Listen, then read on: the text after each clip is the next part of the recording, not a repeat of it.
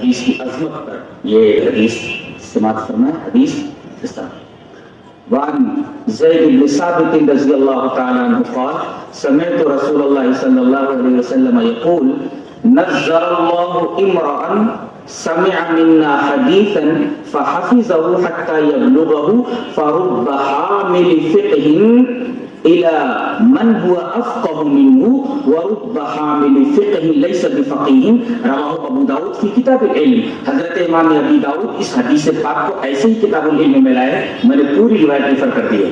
حضرت زید بن ثابت فرماتے ہیں کہ میں نے رسول اللہ صلی اللہ علیہ وسلم کو یہ بیان فرماتے سنا کہ اللہ اس آدمی کو تر و تازہ رکھے, ہمیشہ ہرا بھرا رکھے,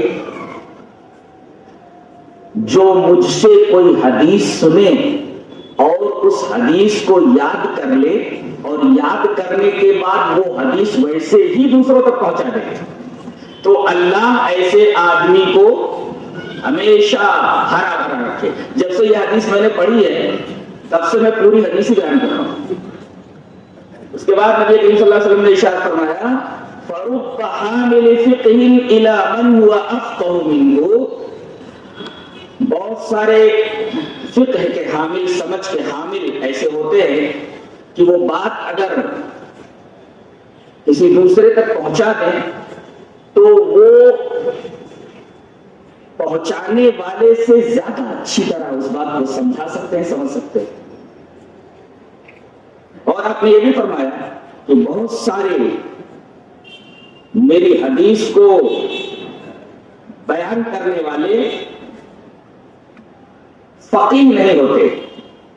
دوسروں تک پہنچا دے اگر اس حدیث کو تو دوسرے لوگ اس حدیث سے بہت سارے معانی مستخرج کر سکتے ہیں. اس حدیث سے صرف اتنا استدلال کرنا تھا کہ نبی کریم صلی اللہ علیہ وسلم کی دعا ہے اس آدمی کے لیے. نبی نے دعا فرمائی ہے کہ اللہ اس آدمی کو تر و تازہ رکھے, ہرا بھرا رکھے, جو مجھ سے کوئی حدیث سنے اس کو یاد کرے اور اس کو ویسے ہی دوسروں تک پہنچا دے.